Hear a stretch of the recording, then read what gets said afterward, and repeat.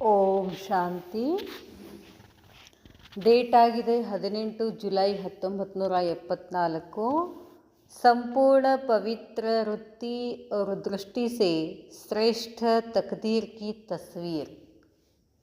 ಸಂಪೂರ್ಣ ಪವಿತ್ರ ವೃತ್ತಿ ಮತ್ತು ದೃಷ್ಟಿಯಿಂದ ಶ್ರೇಷ್ಠ ಭಾಗ್ಯದ ತಸ್ವೀರ್ ಅಂದರೆ ತಸ್ವೀರ್ ಅಂದರೆ ಮೂರ್ತಿ, ಫೋಟೋ ಅಂತ ಹೇಳ್ತೀವಲ್ಲ ತಸ್ವೀರ್. ತಕದೀರ್ ಕಿ ತಸ್ವೀರ್, ತಕದೀರ್ ಅಂದರೆ ಭಾಗ್ಯ. श्रेष्ठ तकदीर की तस्वीर बनाने वाले सर्व आत्माओं के शुभ चिंतक व सदा कल्याणकारी परमपिता शिव बाबा बोले, ಶ್ರೇಷ್ಠ ತಕದೀರ್, ಶ್ರೇಷ್ಠ ಭಾಗ್ಯದ ತಸ್ವೀರ್ ಮಾಡುವಂತಹ ಮೂರ್ತಿ, ತಸ್ವೀರ್ ಅಂದರೆ ಮೂರ್ತಿ ಮಾಡುವಂತಹ ಸರ್ವ ಆತ್ಮಗಳ ಶುಭ ಚಿಂತಕ ಸದಾ ಕಲ್ಯಾಣಕಾರಿ ಪರಂಪಿತಾ ಶಿವ ಬಾಬಾ ಹೇಳ್ತಾರೆ, आज विशेष रूप से मधुबन निवासियों के तकदीर की लकीर देख रहे हैं.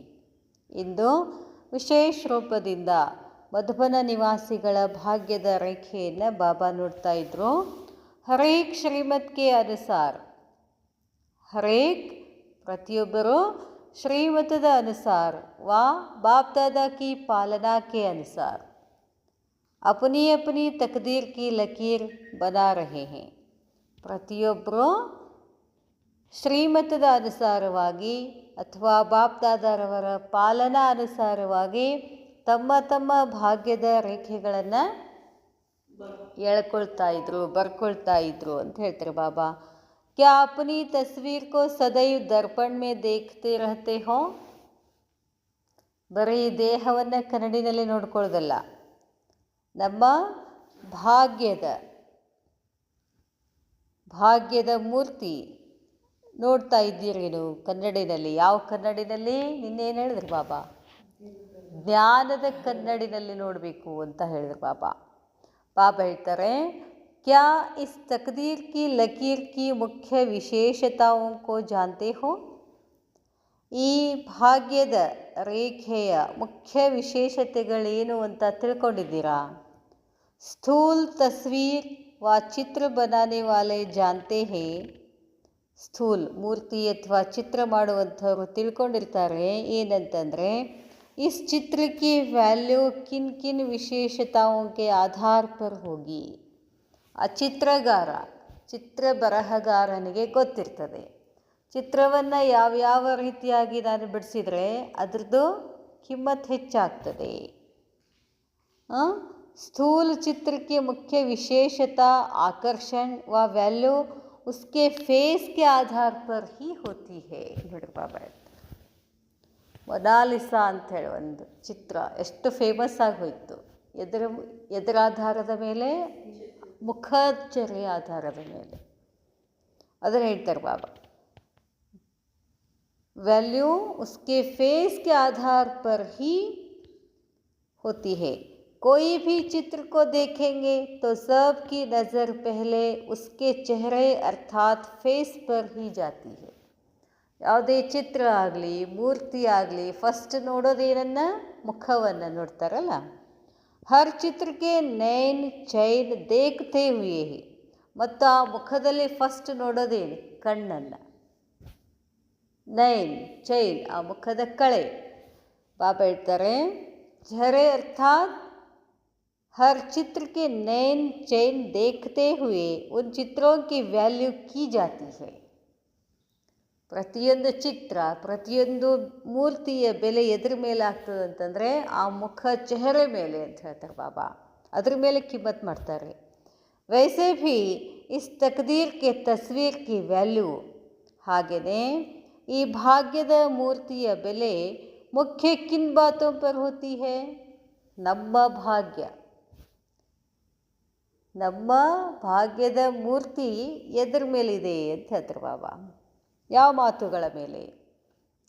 ಉಸ್ಕಿ ಮುಖ್ಯ ಕ್ಯಾ ವಿಶೇಷತಾ ಹೈ. ಮುಖ್ಯ ವಿಶೇಷತೆಗಳು ಏನಾಗಿರ್ತವೆ? ಅಗರ್ ಕೋಯಿ ಕಿ ತಕದೀರ್ ಕಿ ತಸ್ವೀರ್ ದೇಖೆಂಗೆ ತೋ ಕ್ಯಾ ವಿಶೇಷತಾಯೇ ದೇಖೆಂಗೆ. ಬಾಬಾ ಹೇಳ್ತಾರೆ, ಯಾವುದಾದರೂ ಭಾಗ್ಯದ ಮೂರ್ತಿಯನ್ನು ನೋಡಿದರೆ ಏನು ವಿಶೇಷತೆಗಳನ್ನು ನೀವು ನೋಡ್ತೀರಾ ಅಲ್ಲಿ? एक मुख्य विशेषता यह देखी जाती है कि तकदीर की तस्वीर में क्या स्मृति पावरफुल है. ಒಂದು ಮುಖ್ಯ ವಿಶೇಷತೆ ಏನು ನೋಡಲಾಗ್ತದೆ ಅಂತಂದರೆ ಅದರದ್ದು ತಕದೀರ್ ಕಿ ತಸ್ವೀರ್ ಮೇ, ಆ ಭಾಗ್ಯದ ಮೂರ್ತಿನಲ್ಲಿ ಯಾವ ಸ್ಮೃತಿ ಪವರ್ಫುಲ್ ಆಗಿರ್ತದೆ, ಅರ್ಥಾತ್ ಸದಾ ಸ್ಮೃತಿ ಸ್ವರೂಪ್ ಹೇ. ಆ ಮೂರ್ತಿ ಹೆಂಗಿರಬೇಕು? ಸ್ಮೃತಿ ಸ್ವರೂಪ. ಆ ಮೂರ್ತಿನ ನೋಡಿದ ತಕ್ಷಣ ನಮಗೇನೋ ನೆನಪಾಗಬೇಕು. दूसरी बात कि क्या भाई भाई की वृत्ति सदा कायम रहती है. ಆ ಮುಖ, ಆ ಮೂರ್ತಿ ದೃಷ್ಟಿ ನಮ್ಮನ್ನು ನೋಡಿದರೆ, ಅದನ್ನು ನೋಡಿದ್ರೆ ನಮಗೇನು ಅನ್ನಿಸ್ಬೇಕು? ಆ ಮೂರ್ತಿಯನ್ನು ನೋಡಿದ್ರೆ ಭಾಯಿ ಭಾಯಿ ಸ್ಮೃತಿ ಬರಬೇಕು ಅಂತ ಹೇಳ್ತಾರೆ ಬಾಬಾ. तीसरी क्या रूहानी अर्थात संपूर्ण पवित्र दृष्टि है. ಆ ಮೂರ್ತಿನಲ್ಲಿ ಪವಿತ್ರತಾ ದೃಷ್ಟಿ ಇದೆ ಏನು ಅಂತ ನೋಡ್ತೀವಿ. मूल में ये तीन ही बातें हैं, स्मृति, वृत्ति और दृष्टि.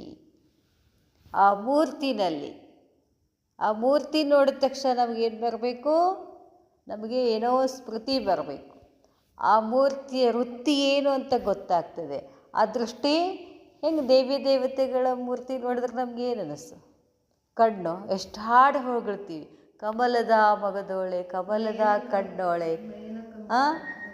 ಹಿಂಗಿರ್ತದಲ್ಲ. ಅದಕ್ಕೆ ಮೂರು ಏನು ಅಂತಂದರೆ, ಆ ಮೂರ್ತಿನಲ್ಲಿ ಮೂರು ಏನಿರ್ತಾವು ಅಂತಂದರೆ ಸ್ಮೃತಿ, ವೃತ್ತಿ, ದೃಷ್ಟಿ. मूल में ये तीन ही बातें हैं, स्मृति, वृत्ति और दृष्टि. इन तीनों विशेषताओं के आधार से ही दिव्य गुणों का श्रृंगार.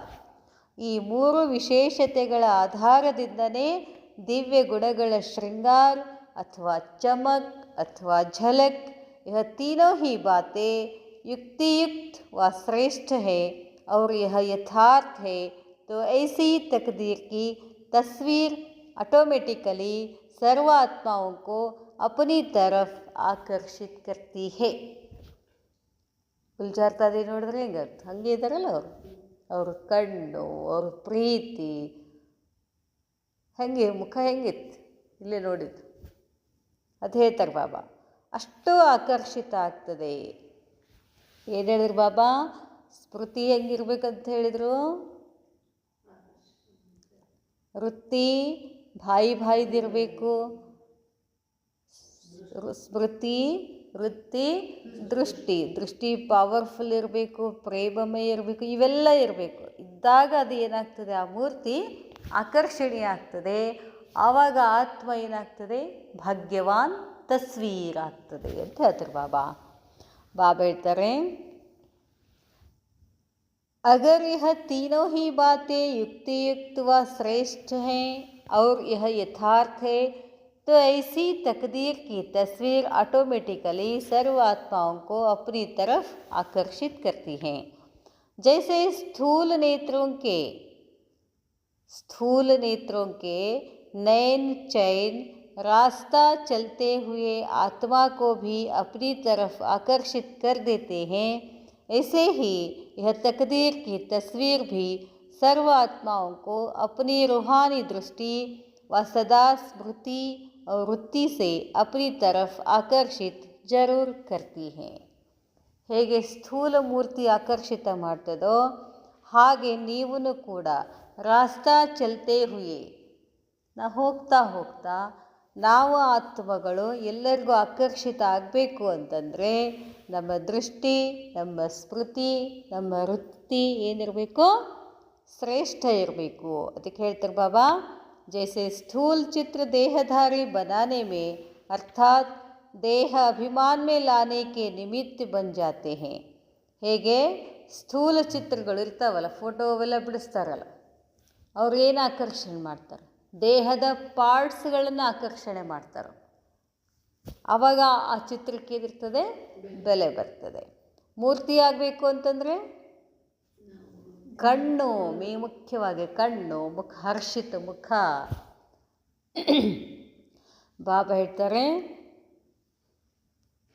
ना चाहते हुए भी आकर्षित करते हैं।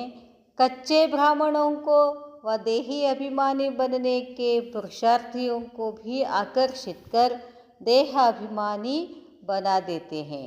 बाबा ಹೇಳ್ತಾರೆ, कच्चे ब्राह्मणों को अथवा देही अभिमानी बनने के पुरुषार्थियों को भी ಅವರನ್ನು ಕೂಡ ಏನು ಮಾಡ್ತಾರೆ, ಆಕರ್ಷಿತರನ್ನಾಗಿ ದೇಹ ಅಭಿಮಾನ ಮಾಡಿಬಿಡ್ತಾರೆ।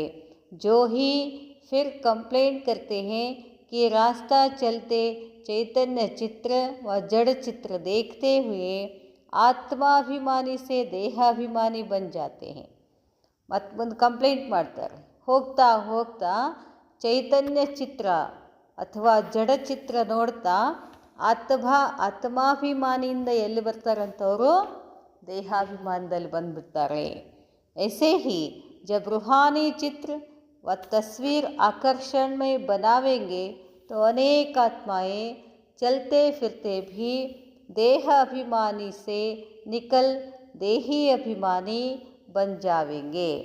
ಹಾಗೆಯೇ ರೂಹಾನಿ ಚಿತ್ರ, ಆತ್ಮಿಕ ಚಿತ್ರ, ತಸ್ವೀರ್ ಆಕರ್ಷಣಮಯ ಮಾಡಿದ್ರಿ ಅಂತಂದರೆ ಅನೇಕ ಆತ್ಮಾಯೆ ಹೋಗ್ತಾ ಬರ್ತಾ ಏನು ಮಾಡ್ತಾರೆ, ದೇಹಾಭಿಮಾನದಿಂದ ಬಿಟ್ಟು देही अभिमानी ಆಗ್ತಾರೆ। तो क्या आप रूहानी चैतन चित्रों में इतनी रूहानी आकर्षण नहीं है? ಬಾಬಾ ಸ್ಥೂಲದ್ದೇ ಇಷ್ಟ ಆಕರ್ಷಣೆ ಇದೆ, ಅಷ್ಟು ಬಡ್ಕೊಂಡು ನೋಡೋಕ್ಕೆ ಹೋಗ್ತಾರೆ ಅವರು। ನೀವು ಚೈತನ್ಯ ಆತ್ಮಗಳು, ನಿಮ್ಮಲ್ಲಿ ಅಷ್ಟೊಂದು ಆಕರ್ಷಣೆ ಬರೋದಿಲ್ಲ ಏನು? अब यही चेक करना है कि मेरी तस्वीर व चित्र कहाँ तक आकर्षण मूर्त बना है। ಚೆಕ್ ಮಾಡ್ಕೊಳ್ರಿ, ನನ್ನ ಮುಖ ಎಷ್ಟು ಆಕರ್ಷಣ ಮೂರ್ತ ಆಗಿದೆ, ಚೆಕ್ ಮಾಡ್ಕೊಂಡು ಮತ್ತೇನೇನೋ ಮಾಡ್ಕೊಳ್ಳೋದಲ್ಲ। ಒಳಗಿನ ಶಕ್ತಿಗಳನ್ನು ಹೆಚ್ಚಿಗೆ ಮಾಡಿಕೊಂಡಾಗ ಮುಖ ಏನಾಗ್ತದೆ, ಆಕರ್ಷಣ ಬರ್ತದೆ। अब यही चेक करना है कि मेरी तस्वीर व चित्र कहाँ तक आकर्षणमय मूर्त बना है। इस रूहानी चित्र में अगर इन 3 विशेष बातों में से एक भी कमी है तो वह वैल्युएबल नहीं गिना जाएगा। ಈಗ ಮೊನ್ನೆ ಅಯೋಧ್ಯೆಯಲ್ಲಿ ರಾಮನ ಮೂರ್ತಿ ಕೊಡಿಸಿದರು, ಇದು ಎಷ್ಟು ಚೆಂದಾಗಿದೋ ಅಷ್ಟೇ ಚೆಂದ ಇನ್ನೂ 2-3 ಇದ್ದು, ಆದಾಗೂ ಇದನ್ನೇ ಸೆಲೆಕ್ಟ್ ಮಾಡಿಕೊಂಡ್ರು। ಯಾಕಂದರೆ ಆ ಕಣ್ಣುಗಳ ಅಷ್ಟು ಆಕರ್ಷಣೆ ಇದೆ, ಕಣ್ಣುಗಳಲ್ಲಿ ಆ ಮುಖ, ಹರ್ಷಿತ ಮುಖ ಏನಿತ್ತಲ್ಲ ಅದನ್ನು ಸೆಲೆಕ್ಟ್ ಮಾಡಿದರು। ಅದಕ್ಕೆ ಹೇಳ್ತಾರೆ ಬಾಬಾ, ನಮ್ದು ಏನಿರಬೇಕು, ಸ್ಮೃತಿ, ವೃತ್ತಿ, ದೃಷ್ಟಿ, ಇವು 3 ಶ್ರೇಷ್ಠ ಇತ್ತು ಅಂತಂದರೆ ನಮ್ಮ ಚಿತ್ರನೂ ಕೂಡ ಏನಾಗ್ತದೆ, ಆಕರ್ಷಣಮಯ ಆಗ್ತದೆ। ಚಾಹೆ ಅದರಲ್ಲಿ ಒಂದು ಕಮ್ಮಿ ಆದರೂ ಕೂಡ ವ್ಯಾಲ್ಯೂ ಏನಾಗ್ತದೆ, ಕಡಿಮೆ ಆಗ್ತದೆ। ಚಾಹೆ ಸಾರಾ ಚಿತ್ರ ಕಿತನಾ ಹಿ ಸುಂದರ ಹೋ, ಆ ಚಿತ್ರ ಬೇಕಾದಷ್ಟು ಸುಂದರವಾಗಿ ಬಿಡಿಸ್ಲಿ, ಈ 3 ಒಂದು ಕಮ್ಮಿ ಇತ್ತಂದ್ರೂ ಆಕರ್ಷಣೆ ಇರೋದಿಲ್ಲ ಅಂತ ಹೇಳ್ತಾರೆ ಬಾಬಾ। ಬಾಬಾ ಹೇಳ್ತಾರೆ, लेकिन मुख्य फेस में अगर थोड़ी सी भी कमी रहती है तो चित्र बेकार हो जाता है। ಈ ಕೆಲವರು ಇರ್ತಾರೆ, ಭಾಳ ಚಂದ ಇರ್ತಾರೆ ನೋಡೋಕ್ಕೆ, ಕಣ್ಣು ಮೂಗು ಎದ್ರೊಳಗೂ ತೆಗಿಯೋಂಗಿಲ್ಲ, ಆದ್ರೆ ಅವ್ರ ಮುಖ ನೋಡೋಕ್ಕಾಗಂಗಿಲ್ಲ। ಯಾಕೆ? ಒಳಗೆ ಖುಷಿ ಇರೋದಿಲ್ಲ, ಆತ್ಮನಿಗೆ ಒಳಗಡೆ ಖುಷಿ ಇರೋದಿಲ್ಲ। ಅದಕ್ಕೆ ಹೇಳ್ತಾರೆ ಲೇಕಿನ್ ಮುಖ್ಯ ಫೇಸ್ ಮೇ ಅಂತ ಹೇಳ್ತಾರೆ।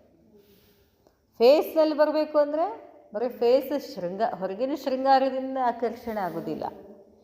अगर थोड़ी सी भी कमी रहती है तो चित्र बेकार हो जाता है या फिर उसकी वैल्यू आधी हो जाती है। ऐसे ही यहाँ भी इन 3 विशेषताओं में से एक की भी कमी है तो प्रारब्ध व प्राप्ति के समय में से आधा समय कम हो जाता है। ಸ್ಮೃತಿ, ವೃತ್ತಿ, ದೃಷ್ಟಿ ಪವರ್ಫುಲ್ ಇಲ್ಲ ಅಂತಂದರೆ ಅದು ಬೆಲೆ ಕಡಿಮೆ ಆಗ್ತದೆ। ಎಷ್ಟು ಬೆಲೆ ಕಡಿಮೆ ಆಗ್ತದೋ ಅಷ್ಟು ಸತ್ಯುಗದಲ್ಲಿ ನಾವು ಬರ್ತೀವಿ। 100% ಇತ್ತು ಅಂತಂದರೆ 111ನಲ್ಲಿ ಬರ್ತೀವಿ। 50% ಆಯಿತು ಅಂದರೆ ಅರ್ಧ ಸತ್ಯುಗ ಮುಗಿದಿಂದ ಹೋಗ್ತೀವಿ। 25% ಇದ್ದರೆ ಸತ್ಯುಗ 25 ವರ್ಷ ಆದಮೇಲೆ ಹೋಗ್ತೀವಿ. ಅದರ ಮೇಲೆ ಡಿಗ್ರಿ ನಮ್ಮದು ಆತ್ಮನ ಡಿಗ್ರಿ ಎದ್ರ ಮೇಲಿದೆ? ಸ್ಮೃತಿ, ವೃತ್ತಿ, दृष्टि ಅಂತ ಹೇಳ್ತಾರೆ ಬಾಬಾ. आधा समय कम हो जाता है अर्थात 16 कला से 14 कला. 14 कला ಆದರೆ ಎಲ್ಲಿ ಬರ್ತೀವಿ ನಾವು? ತ್ರೇತಾದಲ್ಲಿ ಬರ್ತೀವಿ, ಸತ್ಯುಗದಲ್ಲಿ ಬರೋದೇ ಇಲ್ಲ. ಅದಕ್ಕೆ ಬಾಬಾ ಹೇಳ್ತಾರೆ, इसलिए इन तीनों ही बातों की हर समय ಚೆಕ್ಕಿಂಗ್ चाहिए. ಅದಕ್ಕಾಗಿ 3 ಮಾತುಗಳನ್ನು ಚೆಕ್ ಮಾಡಬೇಕು. ಯಾವ್ಯಾವು? ನಾನು ಯಾವ ಸ್ಮೃತಿನಲ್ಲಿದ್ದೀನಿ, ನನ್ನ ವೃತ್ತಿ ಹೆಂಗಿದೆ, ನನ್ನ ದೃಷ್ಟಿ ಹೆಂಗಿದೆ, ಚೆಕ್ಕಿಂಗ್ ಮಾಡ್ಕೋಬೇಕು. ಅಚ್ಚಾ तो क्या इसी चेकिंग करते हो? क्या चेकिंग का यंत्र जानते हो? ಚೆಕ್ ಮಾಡ್ಕೊ ಅಂತ ಹೇಳಿದ್ರು ಬಾಬಾ. ಇನ್ನು ಚೆಕ್ಕಿಂಗ್ ಮಾಡ್ಕೊಳ್ಳೋಕೆ ಒಂದು ಯಂತ್ರ ಹೇಳ್ತಾರೆ ಬಾಬಾ. ಏನು? ಯಂತ್ರ ದ್ವಾರ ಹಿ ತೋ ಚೆಕ್ಕಿಂಗ್ ಕರೆಂಗಿನ. ಏನಾರು ಚೆಕ್ಕಿಂಗ್ ಮಾಡಬೇಕಂದ್ರೆ ಮಷಿನ್ ಬೇಕಲ್ಲ, ಏನೋ ಒಂದು ಚೆಕ್ಕಿಂಗ್ ಮಾಡಬೇಕಂದ್ರೆ ಮಷಿನ್ ಬೇಕು. वह कौन सा यंत्र है कि किससे अपने को ಚೆಕ್ कर सको? ಅದು ಯಾವ ಯಂತ್ರ? ನನ್ನನ್ನು ನಾನು ಚೆಕ್ ಮಾಡ್ಕೊಳ್ಳೋಕ್ಕೆ ಯಂತ್ರ ಹೇ. ಅದು ಯಂತ್ರ ಯಾವುದು ಅಂದರೆ ಬುದ್ಧಿ. ಲೇಕಿನ್ ದಿವ್ಯ ಬುದ್ಧಿ ಕಾ ನೇತ್ರ ಬ್ರಾಹ್ಮಣ್ ಬಂತೆ ಹಿ ದೇ ದೇತೆ ಹೇ. ಬ್ರಾಹ್ಮಣ ಆದ ತಕ್ಷಣ ಬಾಬಾ ಏನು ಮಾಡ್ತಾರೆ? ನಮಗೆ ದಿವ್ಯ ಬುದ್ಧಿ ಕೊಡ್ತಾರೆ. जैसे ऐसे कई लौकिक कुल होते हैं जहाँ जन्म लेने से ही युद्ध में व हिंसा में प्रवीण बनाने के लिए बचपन से ही तलवार के बजाय चाकू व लाठी चलाना सिखलाते हैं. ಹೇಗೆ ಲೌಕಿಕ ಕುಲದಲ್ಲಿ ಹುಟ್ಟಿದ ತಕ್ಷಣ, ಜನ್ಮ ತಗೊಂಡ ತಕ್ಷಣ ಯುದ್ಧದಲ್ಲಿ, ಈಗ ರಾಜರ ಆಸ್ಥಾನದಲ್ಲಿ ಮತ್ತು ಸಣ್ಣ ಮಗು ಇದ್ದಾಗನೇ ಏನು ಮಾಡ್ತಾರೆ? ಎಲ್ಲ ಕಲಿಸ್ತಾರಲ್ಲ ಅವರು. ಯುದ್ಧ ಮಾಡೋದು ಹೆಂಗೆ, ತಲವಾರು ಅವನ್ನೆಲ್ಲ ಹೆಂಗೆ ಮಾಡಬೇಕು, ಏನೇನು ಲಾಠಿ, ಜಿಸ್ಸೆ ಕಿ ಉನ್ಕೋ ಅಪ್ನೇ ಶೂರ್ವೀರ್ ಕುಲ್ ಕಿ ಸ್ಮೃತಿ ರಹೆ. ಆ ಥರ ಪ್ರಾಕ್ಟೀಸ್ ಮಾಡೋದ್ರಿಂದ ಅವನಿಗೆ ನೆನಪಿರಬೇಕು, ನಮ್ಮ ಕುಲದವರು ಇಷ್ಟು ಶ್ರೇಷ್ಠ ಇದ್ದರು, ಇಷ್ಟು ಮಹಾವೀರ ಇದ್ದರು ಅಂತ ಗೊತ್ತಾಗಬೇಕು ಅವನಿಗೆ. ಅದಕ್ಕೆ ಅದನ್ನೆಲ್ಲ ಕಲಿಸ್ತಾರೆ ಅಂತ ಹೇಳ್ತಾರೆ ಬಾಬಾ.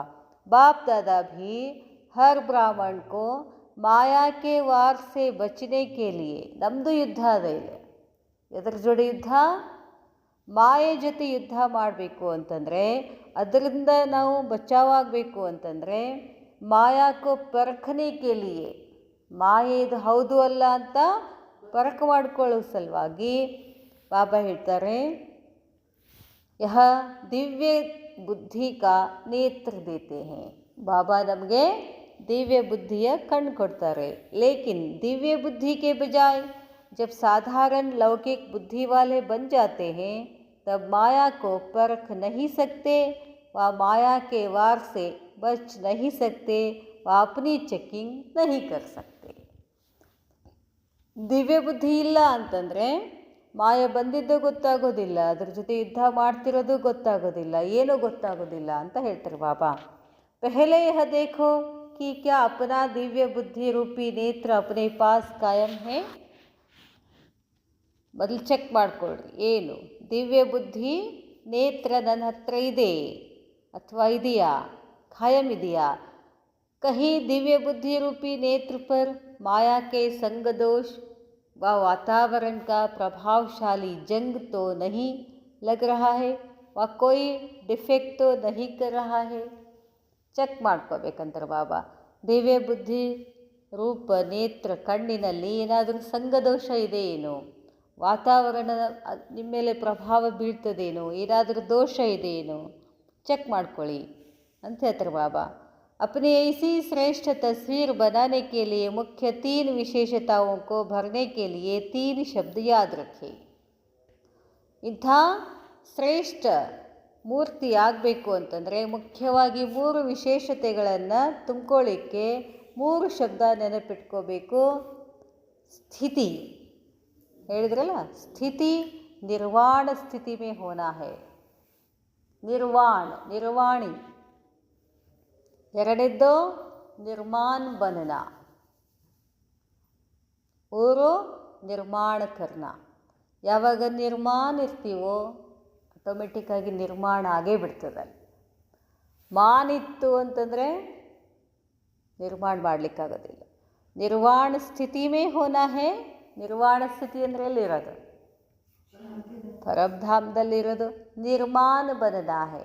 ಮಾನ್ ಶಾನ್ ಅವನ್ನೆಲ್ಲ ಬಿಟ್ಬಿಡ್ಬೇಕು. ಆವಾಗ ಏನಾಗ್ಬಿಡ್ತೀರಾ? ನಿರ್ಮಾಣ ಆಗುತ್ತೆ. ನಿರ್ಮಾಣ ಕರ್ನಾ ಹೇ. ನಿರ್ವಾಣ निर्माण और निर्माण अर्थात मान से परे, मान मर्यादೆಯಿಂದ भिन्न ಆಗಿರೋದು. यह तीन शब्द स्मृति में रखो तो तकदीर की तस्वीर आकर्षण में बन ही जाएगी. ಮೂರು ಸಾಕು ನಮಗೆ ನಮ್ಮ ಪುರುಷಾರ್ಥಕ್ಕೆ. ನಿರ್ವಾಣ, ನಿರ್ಮಾಣ, ನಿರ್ಮಾಣ, ನಿರ್ವಾಣ, ನಿರ್ಮಾಣ, ನಿರ್ಮಾಣ ಮೂರಿದ್ರೆ ನಿಮ್ಮ ಮೂರ್ತಿ ಆಕರ್ಷಣ ಇದ್ದೇ ಇರ್ತದೆ. ಚಲ್ತೆ ಚಲ್ತೆ ಇನ್ ತೀನ್ ಬಾತೋಂ ಕಿ ಕಭಿ ಹೋ ಜಾತಿ ಹೇ ಅಂದ್ಕೊಳ್ತೀವಿ. ಹೋಗ್ತಾ ಹೋಗ್ತಾ ಏನಾಗ್ಬಿಡ್ತದೆ? ಮೂರು ಮಾತು ಕಮ್ಮಿ ಆಗ್ತವೆ. ಅದರಿಂದ ಏನಾಗ್ಬಿಡ್ತದೆ? ನಿರ್ವಾಣ ಸ್ಥಿತಿ ಮೇ ಕಮ್ रहते हैं, वाणी में सहज और रुचि से आते हैं. ಜಾಸ್ತಿ ಮಾತೊಳಗೆ ಬರ್ತೀರಾ ಅಂತಾರೆ ಬಾಬಾ. ನಾವು ಫೇಲ್ ಆಗೋದಿಲ್ಲೇ. ಎಷ್ಟು ಸಾಧ್ಯವೋ ಅಷ್ಟು ಏನು ಮಾಡಂತಾರೆ ಬಾಬಾ? ಮಾತನ್ನು ಕಡಿಮೆ ಮಾಡಿ. वाणी से परे स्थिति में स्थित होने की लगन व रस कम अनुभव करते हो. ವಾಣಿಯಿಂದ ಭಿನ್ನ ಆಗೋದು ದೇಹ. ಬಾಬಾ ಹೇಳ್ತಾರೆ ವಾಣಿಯಿಂದ ಭಿನ್ನ ಆಗೋದು, ಪರಮಾತ್ಮನ ಲಗನ್ನಲ್ಲಿರ್ತಕ್ಕಂಥ ರಸ ಕಡಿಮೆ ಮಾಡ್ತೀರಾ ಅಂತ ಹೇಳ್ತಾರೆ ಬಾಬಾ. निर्माण बनने के बजाय अनेक प्रकार के मान, देह का, पोजीशन का, गुणों का, सेवा का, सफलता का व अनेक प्रकार के मान सहज स्वीकार कर लेते हो और स्वीकार करने की इच्छा में रहते हो. ನಾವು ಯಾಕೆ ಮುಂದೆ ಹೋಗ್ಲಿಕ್ಕತ್ತಿಲ್ಲ ಅಂದರೆ ಏನು ಮಾಡ್ತೀವಲ್ಲ ನಮಗದಕ್ಕೆ ಬೇಕು. ಮಾಡಿದ ತಕ್ಷಣ ನಮ್ಗೆ ಅವಾಗ ಫಲ ಬೇಡ್ತೀವಿ ನಾವು. ಹಂಗಿರಬಾರ್ದಂತಾರೆ ಬಾಬಾ. ಇಚ್ಛಾ ಇರಬಾರ್ದು ಯಾವುದು. आप मान के जिज्ञासु हो. ಜಿಜ್ಞಾಸು ಅಂದರೆ ತಡಪ್. ಜ್ಞಾನಕ್ಕೆ ಜಿಜ್ಞಾಸು ಅಂತ ಹೇಳ್ತೀವಲ್ಲ ನಾವು. ಜ್ಞಾನದ ತಡಪ್ಪಿರೋರಿಗೆ ಜ್ಞಾನಕ್ಕೆ ಅಂದರೆ ಬೇಕು ಅನ್ನೋರು. ನಾವೆದ್ರ ಜಿಜ್ಞಾಸು ಇದ್ದೀವಿ ಅಂತ ಸನ್ಮಾನ ಮಾಡಲಿ, ಮಾನ ಕೊಡಲಿ, ಗೌರವ ಕೊಡಲಿ, ನನ್ನೇ ಮಾತಾಡಿಸ್ಲಿ, ನನಗೆ ರೆಸ್ಪೆಕ್ಟ್ ಕೊಡಲಿ, ಇವೆಲ್ಲ ಇರ್ತಾವಲ್ಲ, ಅದರಿಂದ ನಾವು ತಳಗೆ ಹೋಗ್ಬಿಡ್ತೀವಿ ಅಂತಾರೆ ಬಾಬಾ. ಬಾಬಾ ಹೇಳ್ತಾರೆ इसलिए स्वमान का कोर्स अभी तक समाप्त नहीं कर सके हो. ಆದ್ದರಿಂದ ಸ್ವಮಾನದ ಕೋರ್ಸ್ ಇನ್ನೂ ತನಕ ನೀವು ಸಮಾಪ್ತಿನೇ ಮಾಡಿಲ್ಲ. जब यह जिज्ञासु रूप समाप्त होता है तब ही स्वमान की स्थिति स्वतः और सदा रहती है. ಯಾವಾಗ ಮಾನದಿಂದ ಭಿನ್ನ ಆಗ್ತೀರೋ ಆವಾಗ ನೀವು ಸ್ವಮಾನದಲ್ಲಿ ಬರ್ತೀರ. ಯಾವಾಗ ಸ್ವಮಾನದಲ್ಲಿ ಇರ್ತೀರೋ ಮಾನದಿಂದ ಮುಕ್ತ ಆಗ್ತೀರ. ಬಾಬಾ ಹೇಳ್ತಾರೆ जब यह जिज्ञासु रूप समाप्त होता है तब ही स्वमान की स्थिति स्वतः और सदा रहती है. मान स्वमान को भुला देता है. ಮಾನ್ ಬೇಕು, ನನಗೆ ಮರ್ಯಾದೆ ಬೇಕು ಅನ್ನೋದ್ರಲ್ಲಿ ನಾ ಏನು ಅನ್ನೋದನ್ನು ಮರೆಸ್ಬಿಡ್ತಿತ್ತು. ऐसे ही नवनिर्माण करने के बजाय या कंस्ट्रक्शन के बजाय डिस्ट्रक्शन कर देते हैं. ಈ ಥರ ಮಾನ ಬೇಕು ಅನ್ನೋರು ನಿರ್ಮಾಣ ಮಾಡೋದರ ಬದಲಾಗಿ ಏನು ಮಾಡ್ತಾರಲ್ಲೇ ನಾಶ ಮಾಡಿಬಿಡ್ತಾರೆ.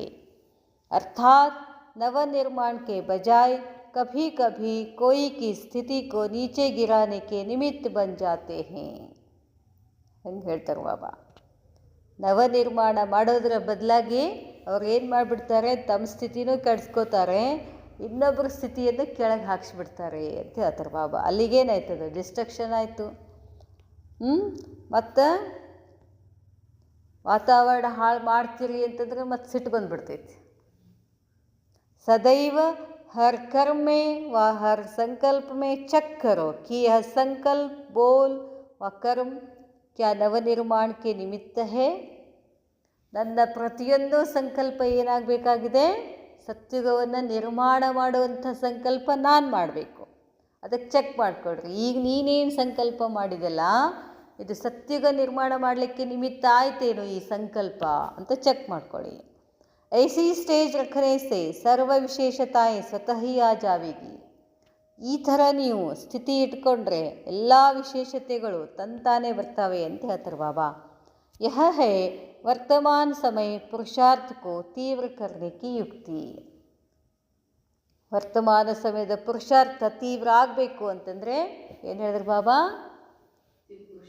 ನಿರ್ವಾಣ್, ನಿರ್ಮಾನ್, ನಿರ್ಮಾಣ್. ಇವತ್ತು 3 ಮಂತ್ರಗಳು ಜಪ ಮಾಡಬೇಕು. ಸ್ಮೃತಿ, ವೃತ್ತಿ, ದೃಷ್ಟಿ ಎಲ್ಲ 3 ಹೇಳ್ತಿದ್ದಾರೆ ಬಾಬಾ. ಸ್ಮೃತಿ, ವೃತ್ತಿ, ದೃಷ್ಟಿ ಶ್ರೇಷ್ಠ ಇದ್ದರೆ ನಾನು ಮೂರ್ತಿ ಏನಾಗ್ತೀನಿ? ಆಕರ್ಷಣಮಯವಾಗ್ತೀನಿ. ಹೊಸ ಜಗತ್ತು ನಿರ್ಮಾಣ ಮಾಡಬೇಕು ಅಂದರೆ ನಿರ್ವಾಣ್, ನಿರ್ಮಾನ್, ನಿರ್ಮಾಣ್ ಸ್ಥಿತಿನಲ್ಲಿ ಇರಬೇಕು. ಮಧುಬನ್ ನಿವಾಸಿಯೋं की ರಿಸಲ್ಟ್ अच्छी रही है. ಮಧುಬನ್ ನಿವಾಸಿಗಳ ರಿಸಲ್ಟ್ ಏನಾಗಿದೆ? ಚೆನ್ನಾಗಿದೆ. मेजॉरिटी स्नेह और सहयोग में अथक सेवाधारी रहे हैं और आगे भी बनते रहेंगे. महिमा योग्य तो बने हो जो कि स्वयं बाप दादा महिमा कर रहे हैं. ಮಧುಬನ್ ನಿವಾಸಿಗಳ ನೀವೆಲ್ಲ ಏನಾಗಿದ್ದೀರಾ? ಮಹಿಮೆಗೆ ಯೋಗ್ಯ ಆಗಿದ್ದೀರಾ. ಅದಕ್ಕೆ ಬಾಪ್ ದಾದಾ ಏನು ಮಾಡ್ತಾರೆ? ಮಹಿಮಾ ಮಾಡ್ತಿದ್ದಾರೆ. अब आगे क्या करना है? मधुबन निवासियों को और सब आत्माओं को विशेष रुत लेना चाहिए. ಮಧುಬನ ನಿವಾಸಿಗಳು ಮತ್ತು ಸಬ್ ಆತ್ಮಾओं ಎಲ್ಲರೂ ಏನು ಮಾಡಬೇಕು? ವಿಶೇಷ ವೃತ ತಗೊಳ್ಬೇಕು.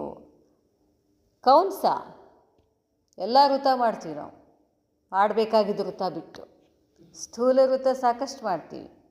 ವೃತ್ ಯಹಿ ಲೇನಾ ಹೈ ಕಿ ಹಮ್ ಸಬ್ ಏಕ್ ಮತ್, ಏಕ್ ಹಿ श्रेष्ठ वृत्ति, एक ही रूहानी दृष्टि और एक रस अवस्था में एक दो के सहयोगी बन, शुभ चिंतक बन, शुभ भावना, शुभ कामना रखते हुए और अनेक संस्कार होते हुए भी एक बाप समान सतो प्रधान संस्कार और स्व के भाव में रहने वाला स्वभाव बनाने का किला मजबूत बनावेंगे. यह है ವೃತ್. ಏನು ವೃತ್ತ ತಗೋಬೇಕಂತ ಹೇಳಿದ್ರು ಬಾಬಾ? ಹಮ್ ಸಭಿ ನಾವೆಲ್ಲ ಒಂದೇ ಮತದವರಿದ್ದೀವಿ. ನಮ್ಮದು ಶ್ರೇಷ್ಠ ವೃತ್ತಿ, ನಮ್ಮದು ಆತ್ಮಿಕ ದೃಷ್ಟಿ. ಏಕರಸ ಅವಸ್ಥಾದಲ್ಲಿ ಒಬ್ರಿಗೊಬ್ರು ಏನು ಮಾಡಬೇಕು? ಸಹಯೋಗಿ ಆಗಬೇಕು. ಎಲ್ಲರ ಪ್ರತಿಯಾಗಿ ಶುಭ ಚಿಂತಕ ಇರಬೇಕು. ಎಲ್ಲರಿಗೂ ಶುಭ ಭಾವನೆ ಇರಬೇಕು. ಶುಭ ಕಾಮನೆಗಳಿರಬೇಕು. ಅನೇಕ ಸಂಸ್ಕಾರಗಳಿರ್ತಾವೆ. ಎಲ್ಲರೂ ಒಂದೇ ಇರೋದಿಲ್ಲ. ಒಂದೇ ಮನೆಯಲ್ಲಿ ಹುಟ್ಟಿದವ್ರ ಸಂಸ್ಕಾರಗಳೇ ಒಂದೇ ಇರೋದಿಲ್ಲ. ಬೇರೆ ಬೇರೆ ಮನೆ ಅಲ್ಲಿ ಮಧುಬನದಲ್ಲಿ ಎಲ್ಲ ಕಡೆಯಿಂದ ಬಂದಿರ್ತಾರಲ್ಲ ಅವರು. ಅನೇಕ ತರಹದ ಸಂಸ್ಕಾರಗಳಿರ್ತಾವೆ. ಇದ್ದರೂ ಕೂಡ ಏಕ್ ಬಾಪ್ ಸಮಾನ್, ಒಬ್ಬ ತಂದೆ ಸಮಾನ್, ಸತೋ ಪ್ರಧಾನ ಸಂಸ್ಕಾರ ಮತ್ತು ಸ್ವಕೆ ಭಾವ ಮೇ रहने वाला. स्वके भाव में रहने वाला ಅಂದ್ರೆ मैं आत्मा हूँ शांत स्वरूप, वो भी एक आत्मा है शांत स्वरूप ಅಲ್ಲ, ಅದೇ ಸತ್ಯ. ಈ ಸ್ವಕ ಭಾವ ಸ್ವಭಾವ बनाने का किला. ಕಿಲಾ ಅಂದ್ರೆ ಕೋಟೆ. ಅದನ್ನು ಮಜಬೂತ್ ಮಾಡಬೇಕು, ಗಟ್ಟಿ ಮಾಡಬೇಕು. ಇದಕ್ಕೆ ಏನು ಹೇಳ್ತಾರೆ? ಇದೇ ವೃತ್ತ ಹಿಡಿಬೇಕು ನಾವು ಅಂತ ಹೇಳ್ತಾರೆ ಬಾಬಾ. ಕ್ಯಾ ಸ್ವಯಂ ಕೆ ಪ್ರತಿ व सर्व आत्माओं के प्रति यह रुत लेने की हिम्मत है? ಧೈರ್ಯ ಇದೆಯಾ? ಧೈರ್ಯ ಬೇಕು ಇದಕ್ಕೆ ಭಾಳ ಅಂತಾರೆ ಬಾಬಾ. ನನ್ನ ಪ್ರತಿನೂ ಶುಭ ಭಾವನಾ ಬೇಕು, ಇನ್ನೊಬ್ಬರ ಪ್ರತಿನೂ ಶುಭ ಭಾವನಾ ಬೇಕು. ಅಷ್ಟು ಧೈರ್ಯ ಇದೆಯಾ ಈ ವೃತ್ತ ತಗೊಳ್ಳಿಕ್ಕೆ? स्वयं के प्रति तो प्रवृत्ति में रहने वाले और वातावरण में रहने वाले भी करते हैं. मधुबन निवासियों में न सिर्फ स्वयं के प्रति साथ ही संगठन के प्रति भी रुत लेने की हिम्मत चाहिए. ಬಾಬಾ ಹೇಳ್ತಾರೆ, ಪ್ರವೃತ್ತಿ ಮಾರ್ಗದಲ್ಲಿದ್ದಾಗ ಅಷ್ಟೇ 2-3 ಮಂದಿ ಇರ್ತೀವಿ ನಾವು. ಅದರ ಮಧುಬನ್ ನಿವಾಸಿ ಅಂತಂದಾಗ ಬಹಳಷ್ಟು ಜನ ಇರ್ತಾರೆ. ಅಲ್ಲಿ ಬಹಳ ಧೈರ್ಯ ಬೇಕಾಗ್ತದೆ ಅಂತ ಹೇಳ್ತಾರೆ ಬಾಬಾ. ಯಹಿ ಮಧುಬನ್ ವರದಾನ್ ಭೂಮಿ ಕಿ ವಿಶೇಷತಾ ಹೇ. ಇದೇ ಮಧುಬನ್ ವರದಾನ ಭೂಮಿಯ ವಿಶೇಷತೆ ಆಗಿದೆ. ಜೈಸೆ ಅಭಿ ಹಿಮ್ಮತ್ ಕಾ ಪ್ರತ್ಯಕ್ಷ ಫಲ್ ದಿಖಾಯ. ಈಗ ಹೇಗೆ ಧೈರ್ಯದ ಫಲ ತೋರಿಸಿದ್ರು, ऐसे ही एक दो को सावधान करते हुए और एक दो के सहयोगी बनते हुए इस रुत को साकार रूप में लाने में सफल हो जावेंगे. ಅದಕ್ಕೆ ಬಾಬಾ ಹೇಳ್ತಾರೆ, ಹೀಗೆ ಧೈರ್ಯ ತಗೊಳ್ತಾ ಸಾವಧಾನಿ ಇರಬೇಕು, ಎಲ್ಲರನ್ನ ತಗೊಂಡು ಹೋಗಬೇಕು, ಎಲ್ಲರೂ ಒಬ್ರಿಗೊಬ್ರು ಏನು ಮಾಡಬೇಕು, ಸಹಯೋಗ ಕೊಡಬೇಕು, ಆಗಷ್ಟೇ ನೀವು ಸಫಲ ಆಗ್ತೀರಾ ಅಂತ ಹೇಳ್ತಾರೆ ಬಾಬಾ. जैसे और जोन वालों को अपनी अपनी विशेष सर्विस का सबूत देने के लिए सुनाया है, वैसे ही मधुबन निवासियों को भी इस बात का सबूत देना है. इस आधार पर ही जनवरी में प्राइज़ मिलेगी. ಪ್ರೂಫ್ ಕೊಡಬೇಕು. ಎಲ್ಲ ಜೋನ್ದವ್ರು ನಾವು ಹೀಗೆ ಮಾಡೀವಿ ಹಾಗೆ ಮಾಡೀವಿ ಅಂತ ಹೆಂಗೆ ಪ್ರೂಫ್ ಕೊಡ್ತಾರೋ, ಮಧುಬನ್ ನಿವಾಸಿಗಳು ನೀವು ಏನು ಮಾಡಬೇಕು, सबूत ಕೊಡಬೇಕು, ನಿಮಗೆ ಪ್ರೈಸ್ ಸಿಗ್ತದೆ. इतने समय में सबूत देना मुश्किल है क्या? साकार रूप द्वारा व अव्यक्त रूप द्वारा शिक्षा और स्नेह की पालना कितने समय ली है? ನಿಮಗೇನು ಕಷ್ಟ ಆಗ್ತದೇನು? ಸಾಕಾರ ಬ್ರಹ್ಮ ಬಾಬಾನು ಪಾಲನ ಕೊಟ್ಟರು, ನಿಮಗೆ ಅವ್ಯಕ್ತ ರೂಪದಲ್ಲಿನೂ ಪಾಲನ ಕೊಟ್ಟರು, ನಿಮಗೇನು ಕಷ್ಟ ಅಂತ ಹೇಳ್ತಾರೆ ಬಾಬಾ. ಬಾಬಾ ಹೇಳ್ತಾರೆ, पालना लेने के बाद अन्य आत्माओं की पालना करने के निमित्त बन जाते हैं. ನೀವು ಹೇಗೆ ಪಾಲನ ತಗೊಂಡ್ರೋ, ಬರೀ ಪಾಲನ ತಗೊಳ್ಳೋದ್ರಲ್ಲೇ ಇರಬಾರ್ದು. ನಮಗೆ ಹೆಂಗೆ ಪಾಲನೆ ಕೊಟ್ಟರು, ನಾವು ಇನ್ನೊಬ್ರಿಗೆ ಏನು ಮಾಡಬೇಕು, ಪಾಲನ ಕೊಡಬೇಕಾಗ್ತದೆ. ಅದಕ್ಕೆ ನಿಮಿತ್ತ ಆಗಬೇಕು. ಕ್ಯಾ ಐಸಿ ಪಾಲನ करने के निमित्त बने हो या अभी तक लेने वाली ही हो? ನಮಗೆ ಪಾಲನ ಮಾಡಬೇಕಂತೀರೋ, ನೀವೇ ಪಾಲನ ಮಾಡ್ತಿದ್ದೀರೋ, ನಿಮಿತ್ತ ಆಗಿದ್ದೀರೋ? अभी तो पुरानों को आने वाले नए बच्चों की पालना करनी चाहिए. ಹಳಬ್ರೇನಿದ್ದೀರಲ್ಲ ನೀವು, ಹೊಸಬ್ರು ಬಂದವರನ್ನು ಏನು ಮಾಡಬೇಕು, ನೀವಿಲ್ಲೇ ಪಾಲನ ಮಾಡಬೇಕು. ಬಿಟ್ಕೊಂಡು ಕಿಶನ್ ನನಗೇ ಮಾತಾಡ್ಸ್ಲಿ ಅವರು, ನನಗೇ ಇದನ್ನು ಮಾಡಲಿ ಅಂತಂದ್ರೆ ಹೆಂಗೆ? ಹಂಗೆ ಹೇಳ್ತಾರೆ ಬಾಬಾ. ಪಾಲನ ಮಾಡೋದಂದ್ರೆ ಸುಮ್ಮನೆ ಅಲ್ಲ, ಅದು ಬಡ ಬಡ ಮುರಳಿ ಹೇಳಿ ಹೋಗಿ ಹಿಂಗೆ ಮಾಡಿದ್ರೆ ಅದಕ್ಕೆ ಪಾಲನೆ ಅನ್ನೋದಿಲ್ಲ. ಭಾಳ ಸಣ್ಣ ತೊಗೋಬೇಕಾಗ್ತದೆ ಪಾಲನ ಮಾಡ್ಬೇಕಾದ್ರೆ. ಬಾಬಾ ಹೇಳ್ತಾರೆ, उनको आगे बढ़ाना. बाबा ಹೇಳ್ತಾರೆ, अर्थात अपने शिक्षा स्वरूप द्वारा और स्नेह द्वारा उनको आगे बढ़ाने में सहयोगी बनना है. ಅವರನ್ನು ಮುಂದಿಡಬೇಕು. ಮುಂದಿಟ್ಟು ಸುಮ್ಮ ಕೂತ್ಬಿಡೋದಲ್ಲ, ಮತ್ತು ಹಿಂದೆ ನೋಡ್ತಿರ್ಬೇಕು ಅವ್ರು ಏನೇನು ಮಾಡ್ತಾರಂಥೇಳಿ. ಅವರನ್ನು ಅದಕ್ಕೆ ಸಹಯೋಗಿ ಆಗಬೇಕು. और इस कार्य में दिन रात बिजी रहना चाहिए. ಈ ಕಾರ್ಯದಲ್ಲಿ ಹಗಲು ರಾತ್ರಿ ಬ್ಯುಸಿ ಆಗಿರಬೇಕು. यह अव्यक्त पाठ भी विशेष नयों के लिए है और पुरानों को तो अब बाप के समान बन नई आत्माओं के हिम्मत और उल्लास को बढ़ाना है. ನಮ್ಮದು ಭಾಳ ಜವಾಬ್ದಾರಿ ಇದೆ. ಹೊಸ ಹೊಸ ಆತ್ಮಗಳನ್ನು ಕರ್ಕೊಂಬರಬೇಕು, ಪಾಲನ ಮಾಡಬೇಕು, ಅವರನ್ನು ಮುಂದುವರಿಬೇಕು ಅಂತ ಹೇಳ್ತಾರೆ ಬಾಬಾ. ಅವ್ರಿಗೆ ಧೈರ್ಯ ಕೊಡಬೇಕು, ಶಕ್ತಿ ಕೊಡಬೇಕು. जैसे बाप दादा ने बच्चों को अपने से भी आगे रखते हुए अपने से भी ऊंच बनाया, ऐसे ही पुरानों का कार्य है नयों को अपने से भी आगे बढ़ाने का सबूत दिखाना व सर्व शिक्षाओं को साकार स्वरूप में दिखाना, पालना का प्रैक्टिकल रूप रिटर्न रूप में देना है. ನೀವೆಷ್ಟು ಪಾಲನ ತೊಗೊಂಡಿದ್ದೀರೋ ಅಷ್ಟು ಬಾಬಾಗೆ ರಿಟರ್ನ್ ಮಾಡಬೇಕು. ಅಂತಂದ್ರೆ ಏನು ಮಾಡಬೇಕು, ನೀವು ಎಲ್ಲರ ಪಾಲನೆ ಮಾಡಬೇಕು. अच्छा, ऐसे ही सपूत बच्चे अपनी तकदीर की तस्वीर अपनी धारणाओं द्वारा. ನೋಡ್ರಿ ಬಾಬಾ, ನೀವು ಸಪೂತ್ ಮಕ್ಕಳು, ನಿಮ್ಮ ಭಾಗ್ಯದ ಮೂರ್ತಿ ಹೆಂಗೆ ರೆಡಿ ಆಗ್ತದೆ ಅಂತ ಹೇಳ್ತಾರೆ ಬಾಬಾ, ನಿಮ್ಮ ಧಾರಣೆಯ ಮುಖಾಂತರ. दिखलाने वाले सदा मूल मंत्र और यंत्र को कर्तव्य में लाने वाले. ಏನು ಹೇಳಿದ್ರು ಬಾಬಾ? ಮೂಲ ಮಂತ್ರ ಯಂತ್ರ ಯಾವ್ದು ಹೇಳಿದ್ರು ಬಾಬಾ? ಯಂತ್ರ ಏನೋ ಹೇಳಿದ್ರು ಬಾಬಾ.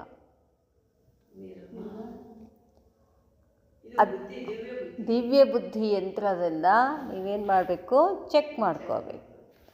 ಸದಾ ಮೂಲ ಮಂತ್ರ यंत्र को कर्तव्य में लाने वाले, बाप दादा के समान हर सेकेंड और संकल्प सर्वात्माओं के कल्याण के प्रति लगाने वाले, सदा स्व के भाव में रहने वाले बाप दादा समान श्रेष्ठ संस्कार अर्थात अनादि और आदि संस्कारों को प्रत्यक्ष रूप में लाने वाले, हर संकल्प और हर समय को सफल बनाने वाले सफलता मूर्त सितारों को बाप दादा का याद प्यार, गुड नाइट और नमस्ते। अच्छा, ओम शांति।